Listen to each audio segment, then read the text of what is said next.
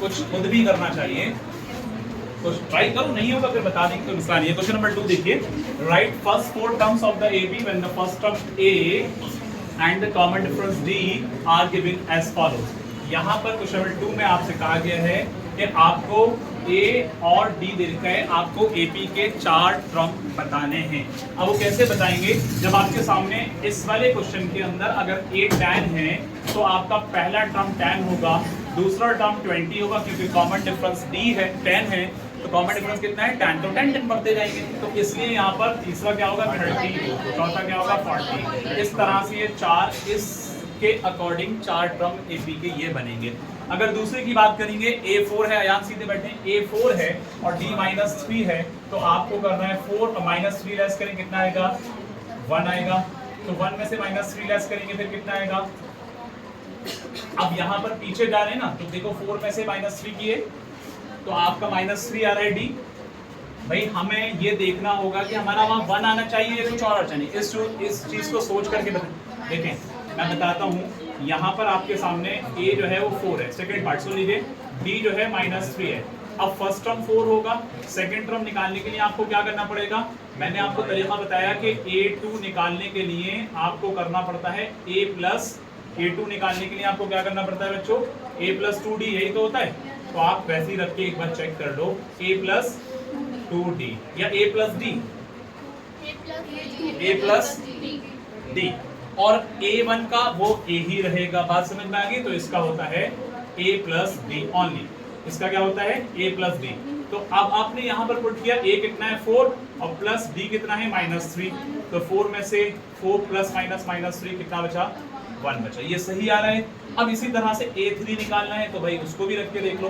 A3 निकालने के लिए A+2D करेंगे, तो A+2D करने के लिए A जो है वो आपका 4 है और 2 × D कितना है -3 है, तो यहाँ आपका जो बनेगा, यहाँ आपका बनेगा, सभी लोग देख लें, अगर कोई कंफ्यूजन हो पूछ लिएगा, 4 प्लस, यहाँ पर प्लस का साइन है या माइनस का साइन है, तो क्या करें सर, यहाँ पर माइनस करेंगे, 2 3 -6, 2 3 -6, तो आपने यहाँ पर बनेगा -2, कितना बनेगा -2, तो आपकी नेक्स्ट टर्म जो आएगी वो -2 आएगी।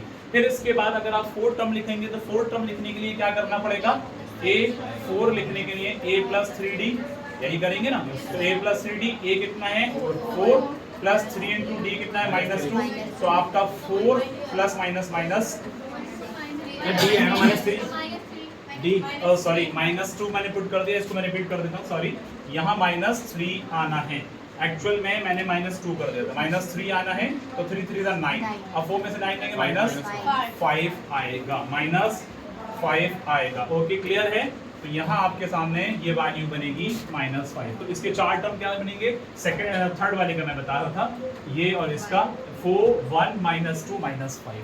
आगे बढ़ते जाएंगे तो इसी सीक्वेंस में आप डिफरेंट वैल्यूज निकाल सकते हैं, हाँ माइनस, अगर 5 के बाद आगे बढ़ेंगे फिफ्थ टर्म में, तो A प्लस आपको क्या करना पड़ेगा 4D करना पड़ेगा, बस इतना करना है। अब इसके बाद आपके पास इसमें से कौन सा ऐसा पार्ट है जो आप लोगों को कंफ्यूजन हो रहे हैं या आपको दिक्कत आ सकती है, वो मैं करा देता हूँ, लास्ट वाले पार्ट को करा दें इसको, ठीक है। देखिए इसके 4 टर्म लिखने के लिए यहाँ पर मैं फिफ्थ पार्ट को इधर ले लेता हूँ, ये कवर हो रहा है शायद, ठीक है, कवर नहीं हो रहा है, चलो ठीक है। इसके फिफ्थ पार्ट लिखने, फर्स्ट टर्म आपके सामने है। अब सेकंड टर्म लिखने के लिए क्या करेंगे, A+D, तो सेकंड टर्म A कितना है माइनस का 1.25 है ना, प्लस D कितना है माइनस का 0.25, यही है, तो आपने करना है -1.25 प्लस -0.25, तो 1.25 में से 0.25 जाएंगे, लेकिन दोनों माइनस के हैं, तो माइनस के क्या होंगे, ऐड हो जाएंगे, तो अब क्या होगा माइनस का 1.50, तो आपका जो सेकंड यानी फर्स्ट टर्म आपके सामने है, सेकंड टर्म आ गया। अब थर्ड टर्म निकालने के लिए क्या करेंगे, A+2D, A -1.25 और प्लस 2 × D कितना है -0.25, तो अब आप जब इसको सॉल्व करेंगे तो -1.25 प्लस माइनस के 2 को जब 2.5 से करेंगे तो कितना आएगा भाई 0.5 आएगा, सीधा इसका डबल हो जाएगा ना, 0.5 है। अब ये दोनों माइनस के, तो माइनस का 1.75 आना चाहिए, 75 आएगा या कुछ और आएगा, एक्चुअल में यहाँ पर एक मिस्टेक ये हो रही है कि अगर हम 2 के साथ में इसका डबल करेंगे तो 0.5 पर चेक करें जरा 0.5 आ रहा है 0. कुछ और आएगा 2 5 10 सॉरी इसको रिपीट करते हैं 2 5 10 और 2 2 4 1 5 तो यहाँ पर आपके पास दो नंबर का पॉइंट है हाँ 0.5 आएगा सही है। अब 0.5 माइनस का है 1.25 माइनस का है तो 1.75 आएगा A3। A4 को देख लें A प्लस 3D तो वही सीक्वेंस है A कितना है माइनस 1.25 और प्लस 3D आयान कैफ तो 3D यहाँ पर 3D कितना है माइनस के 0.25 बीच में जो इधर उधर बातें करने लगते हैं वही बच्चे लैग करते हैं। माइनस 1.25 प्लस माइनस माइनस इसका जब करेंगे 3 से तो 0.75 जाएगा और माइनस का 0.5 माइनस का 1.25 तो माइनस का 2.0 बनेगा तो उसको 2 कह सकते हैं। तो आपके सामने जो वैल्यूज आ रही हैं वो है एक वैल्यू ये वाली है एक वैल्यू ये वाली है और एक टर्म आपकी ये वाली है। तो आपके आंसर इसका क्या बनेगा इसके आगे के टर्म लिखने के लिए माइनस 1.25 सही और माइनस 1.50 फिर और माइनस 1.75 उसके बाद माइनस सही है।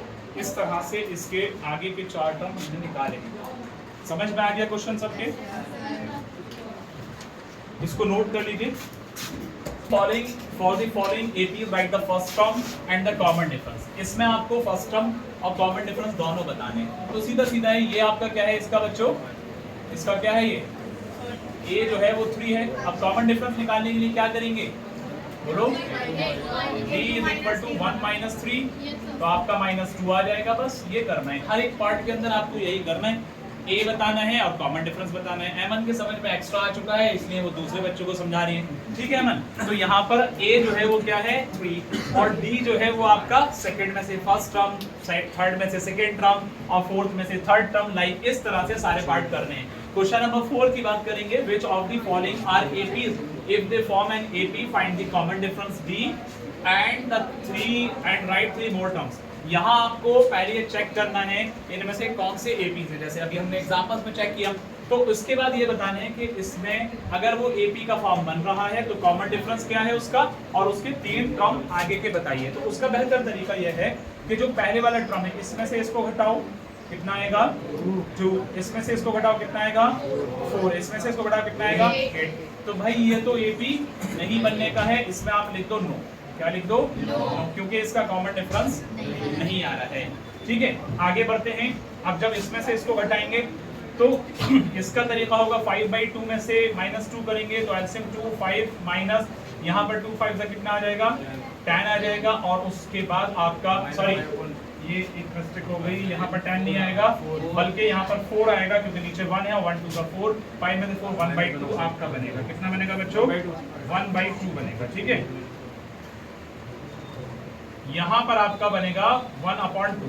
तो ये जो चीज निकल कर आई है ये कॉमन डिफरेंस। अब 3 में से 5/2 को घटा दो।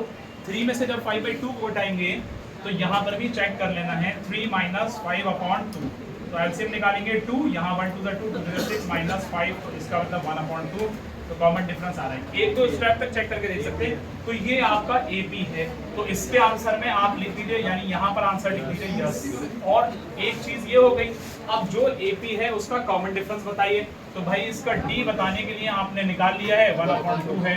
अब फिर कह रहे हैं कि इसके अगले 3 टर्म लिखिए तो अगले 3 टर्म लिखने के लिए क्या करेंगे 1/2 को बस ऐड करते जाएंगे। तो 7/2 मैं ऊपर कर देता हूँ यहाँ आपका 7/2 है बच्चों 7/2 में +1 करेंगे 1/2 करेंगे क्योंकि टर्म कौन सा है ये चेक कर लो 1 2 3 4 तो आपको 5 6 7 F 5 6 7 निकालना है। तो पहले हम निकाल रहे हैं A5 निकालने के लिए क्या करेंगे बच्चों A5 निकालने के लिए क्या करेंगे बोलो A प्लस 4D। मैं एक बार यहाँ से लिखता हूँ फिर से तो आपके सामने ये लिखा जाएगा A प्लस 4D। तो अब आप यहाँ पर A कितना था बोलो A2 है प्लस 4D कितना है 1/2 2 1 जा 2 2 जा 4 2 into 1 2 plus 2 कितना आ जाएगा बच्चों 2 plus 2 यानी आपकी जो फिफ्थ टर्म आएगी वो आ जाएगी 4। फिफ्थ टर्म कितनी आएगी 4। अब आप A6 निकालने तो A6 निकालने के लिए कैफ क्या करेंगे A प्लस 5D तो A कितना है 2 प्लस 5D कितना है 1/2 1/2 करेंगे तो 2 + 5/2 किया जाएगा, तो 2 + 5/2 का मतलब 2 और 2 to the 4 + 5, तो ये बनेगा प्यारे बच्चों 9/2। तो आपका जो अगला देखो A5 यानी फिफ्थ टर्म जो आएगा इसका 4, 6 टर्म 9/2, 7 टर्म आपका ऐसे ही करके A7 करके A + 6D करेंगे और 8 टर्म निकालने के लिए A + 7D करेंगे। तो उस हिसाब से आप सीक्वेंस बना लेंगे, आगे के 4 टर्म इस वे में आप लोग आसानी से निकाल सकते हैं। इसके सभी पार्ट्स आपको ऐसे ही ट्राई करने हैं। मैं अब इसका एक फिफ्थ पार्ट है, हालांकि इस वाले क्वेश्चन के अंदर 12 पार्ट हैं जहां तक मुझे याद है, अभी इसके ये पार्ट दिख रहे हैं, इसके रिमेनिंग और पार्ट हैं। एक इसका 12th नंबर का पार्ट है, हर साल बच्चे अक्सर उसके अंदर कंफ्यूज रहते हैं, तो आप लोग इसका फोटो ले लीजिए, इसको नोट करना है तो नोट कर लीजिए, फिर मैं आगे का नेक्स्ट पार्ट और कराता हूँ, ठीक है।